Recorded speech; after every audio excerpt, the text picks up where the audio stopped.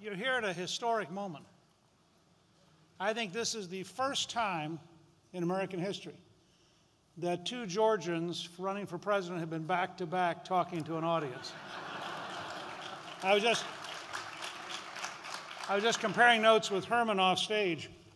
I don't know if you've watched it, but the elite media said several weeks ago this was now a two-person race. And Herman and I have decided that may be right, but they had the wrong two people.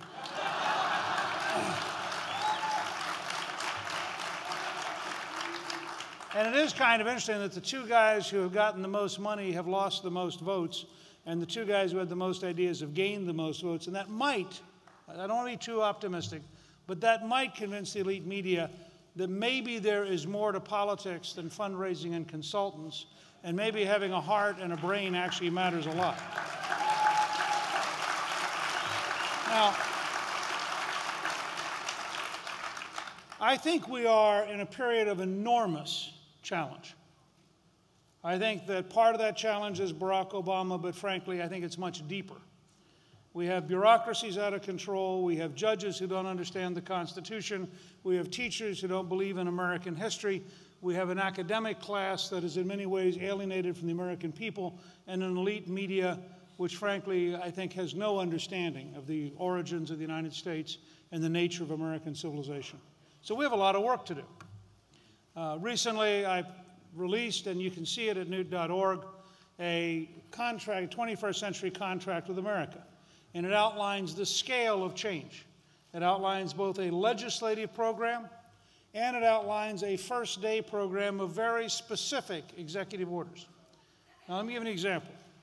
Imagine about 3:30 or 3:45 on Inauguration Day, the inaugural address is over, we've said goodbye to folks, we take about an hour and a half, and we start signing between 50 and 200 specific orders moving the government away from Obama and back towards the American tradition.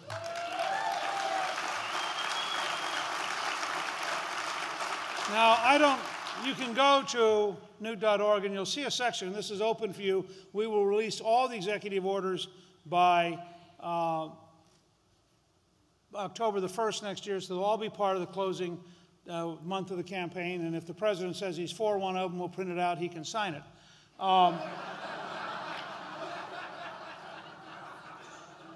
But I don't know what all of them will be, but I can tell you what the first one will be.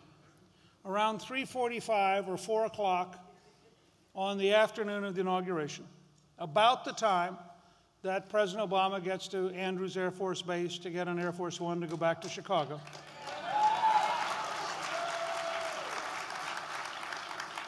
I will sign Executive Order number 1, which will abolish, as of that moment, every White House czar.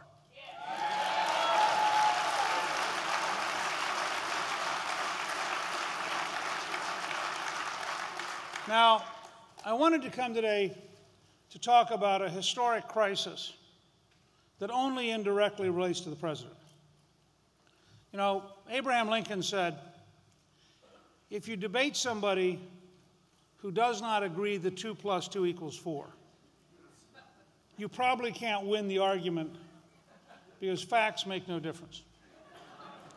And I want to start with that example. Imagine that by a 5-4 vote, the Supreme Court decided that 2 + 2 = 5. Under the current theory, which the Warren Court promulgated in 1958, the only effective recourse would be either A, to get a future Supreme Court to reverse them, or B, to pass a constitutional amendment declaring that 2 + 2 = 4. Now, I want you to think about the absurdity of this. I mean, do any of you seriously believe if 5 appointed lawyers decided 2 + 2 = 5, that the rest of us would promptly change our school textbooks, change our accounting systems? I mean, some people may, that could well explain Obama's budgeting system, but obviously this is absurd. It can't possibly be true that the Founding Fathers wrote into the Constitution a very elaborate, complex process of amending the Constitution, and said, however, if the Supreme Court is split 4-4 between liberals and conservatives, and Justice Kennedy gets up in the morning, he becomes a one-person constitutional convention. If he gets up and he feels conservative that day, it must be a conservative constitution. If he gets up and he feels liberal that day, it must be a liberal. This is an absurdity, foisted on us in 1958 by a historic lie. There is no judicial supremacy. It does not exist in the American Constitution.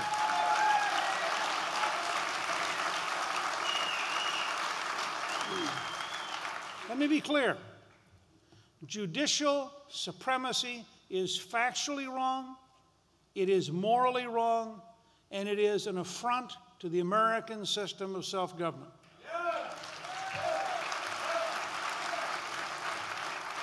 One of the major reasons that I am running for President of the United States is the Ninth Circuit Court decision in 2002 that one nation under God in the Pledge of Allegiance was unconstitutional. That decision, to me, had the same effect that the Dred Scott decision extending slavery to the whole country had on Abraham Lincoln. Because I thought, if an American appeals court could be so radically out of touch with America that it could seek to block children from saying one nation under God as part of their description of America, that we had come to a point when we needed a constitutional crisis to reassert the legislative and executive branch's legitimate prerogatives, to teach the judiciary that they cannot be anti-American and expect us to tolerate them radically changing our society by judicial dictate. Now,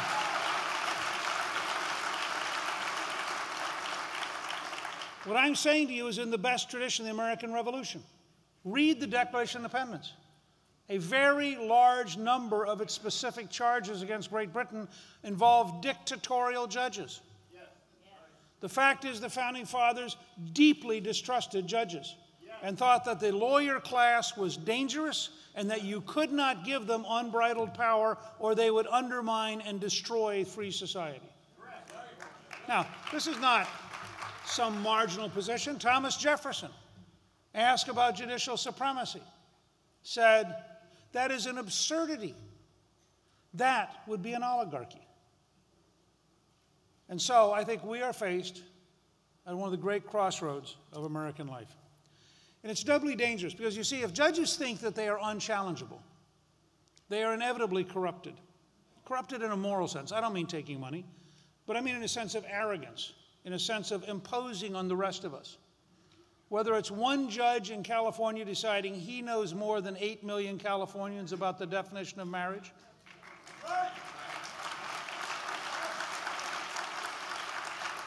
Whether it's a judge in San Antonio who rules that not only can school children not say a prayer at their graduation, they cannot use the word benediction, they cannot use the word invocation, they cannot use the word God, they cannot ask the audience to stand, and if they do any of these things, he will lock up their superintendent.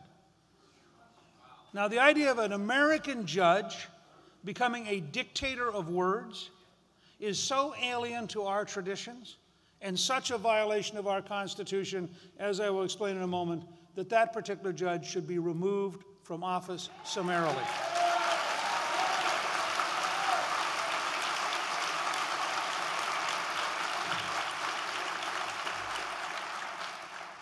Lord Acton warned in the 19th century that power tends to corrupt, and absolute power corrupts absolutely. Notice he dropped the word tends. And the courts in the last 53 years have proven that Lord Acton's right. Because with each passing decade, the judges have become more hostile to the American tradition. They now openly talk about using foreign sources of information because, after all, the American Constitution is so old and so antiquated. A justice who believes that shouldn't be serving on the American bench.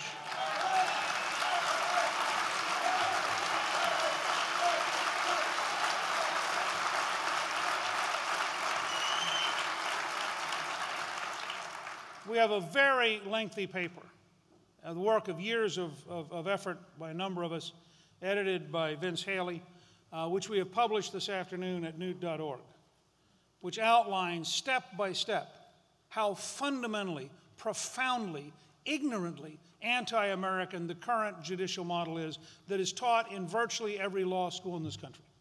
It is profoundly wrong, and as Steve King has pointed out, one of the major impediments and threats to democracy today is the very behavior of the law schools, which teach a usurpation of power in a way that is utterly unsustainable. Founding Fathers designed our Constitution based on Montesquieu's concept of the balance of power. We're supposed to have three co-equal branches. There can be no supremacy if there are three co-equal branches, by definition. Otherwise, you'd have a superior branch and two inferior branches. But it's worse than that. If you read Hamilton in the Federalist Papers, he says, the courts couldn't possibly take on the legislative and executive branch because they would inevitably lose.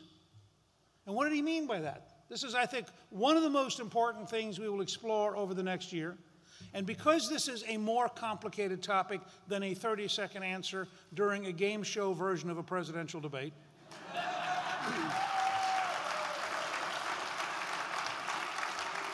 as the Republican nominee, I will, in my acceptance speech, challenge the president to 7 Lincoln Douglas-style 3-hour debates with a timekeeper and no moderator.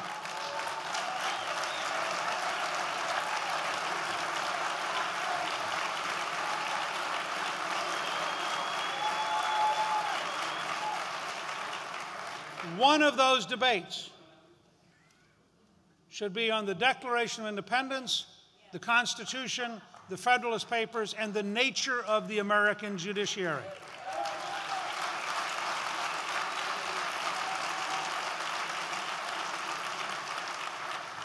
Jefferson is the most clear example of taking on the judiciary.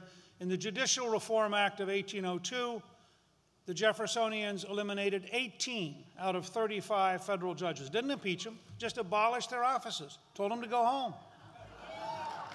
Now, let me be clear, I am not as bold as Jefferson. I think the judge in San Antonio would be an important initial signal, and I think the Ninth Circuit Court should be served notice that it runs the risk of ceasing to exist. Jackson, in tackling the Bank of the United States, which he said was an overly centralized form of power, think of it as the earlier Bernanke, was told, well, the Supreme Court has said that it's constitutional. He said, fine, that's their opinion.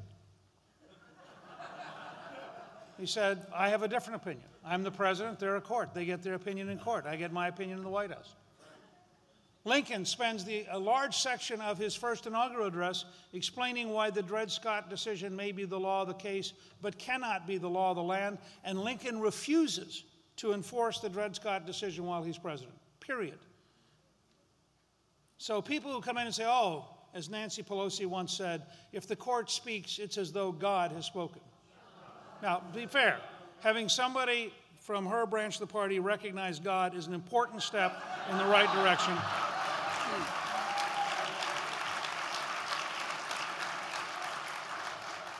On the issue of God and American public life, a country created because we are endowed by our Creator.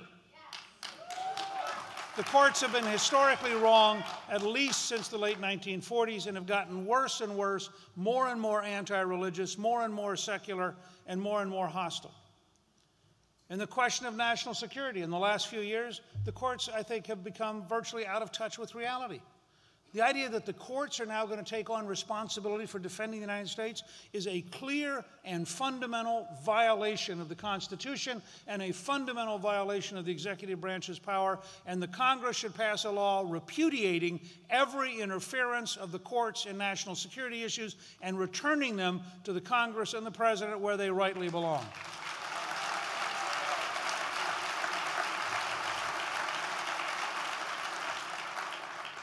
On abortion, the courts are wavering all over the place. They started with a clear and definitively stupid decision over here, and they've modified it at least twice since then. They don't know what they're doing. The fact is, Robbie George of Princeton may be right, and we should explore very seriously whether we could use the 14th Amendment to define life in a congressional statute and insist that that be, in fact, the law of the land. And I think it's something we should look at very, very seriously.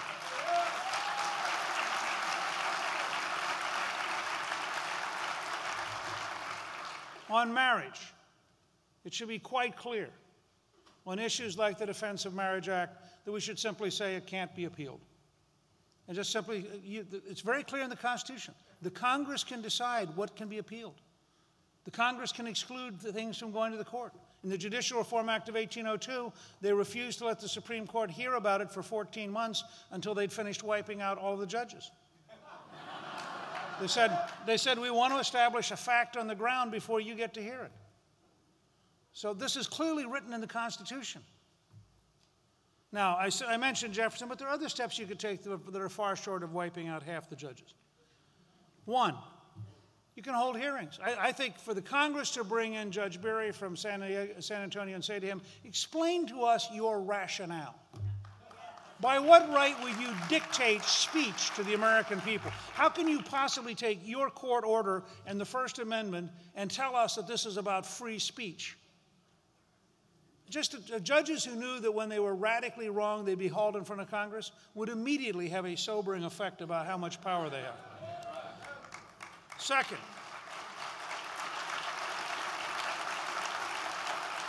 presidents can follow the precedent of Lincoln. I would instruct the national security officials in the Gingrich administration to ignore the recent decisions of the Supreme Court on national security matters, and I would interpose the presidency in saying, as the commander-in-chief, we will not enforce this. And by the way, for our liberal friends, the source of that is Franklin Delano Roosevelt.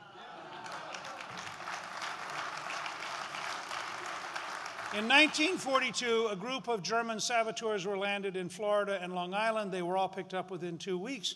Roosevelt brought in his attorney general and said, they will be tried in a military court. They will be executed. It should happen within 3 weeks. And tell the Supreme Court if they issue a writ of habeas corpus, I will not honor it, and therefore they should not issue it. I am the commander-in-chief in wartime. They aren't.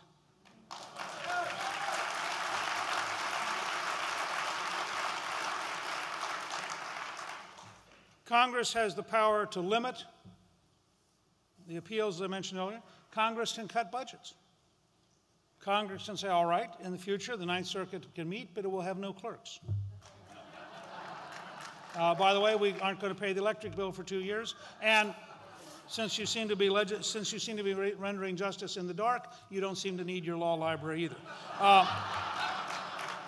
This is, by the way, I am paraphrasing Hamilton in the Federalist Papers, in which he is defending, he says flatly, the judiciary is the weakest of the three branches.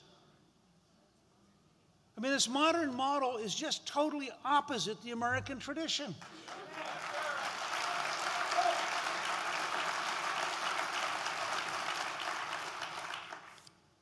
Obviously, I'm only outlining for you item 9 of the legislative part of a 21st century contract with America.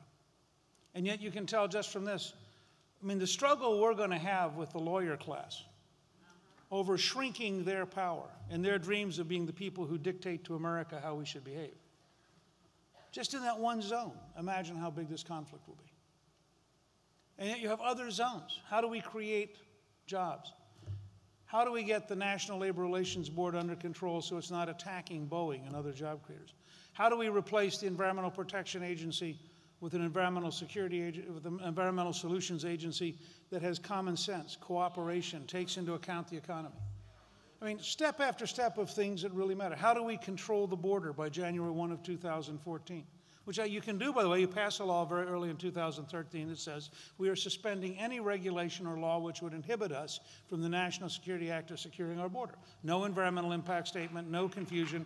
Get it done now.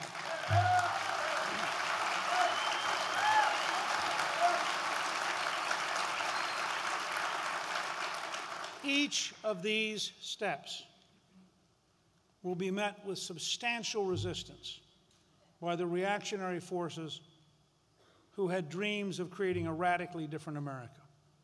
And each of these steps has to win if we're going to give our children and grandchildren the free, safe, and prosperous country that our children and grandchildren, and that our parents and our grandparents gave us. I came here today because I think this is going to be a tremendous struggle. I did not come here today to ask you to be for me.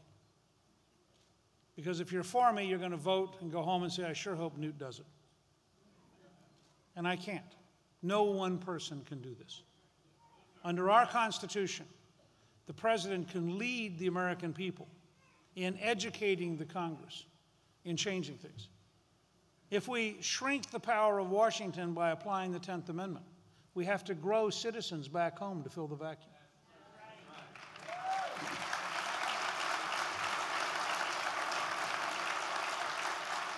So I came today to take this opportunity to outline for you one of the great historic decisions we'll make over the next few years. Whether we take back the courts, we rebalance the Constitution, we insist on judges who understand the Constitution, and I can promise you in the Gingrich administration, only people who are dedicated to the original document and its original meaning will get any court appointment at any level.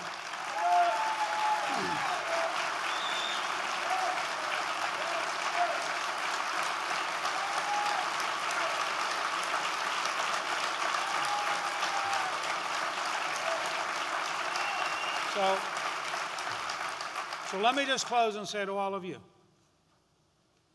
I am here to ask you to be with me, to ask you to be with me for 8 years, to ask you to stand side by side to make sure that we once again reclaim America from the forces of socialism, from the forces of class warfare, from the forces of secularism, from the forces who would try to get us to not teach our children about the history of this great country.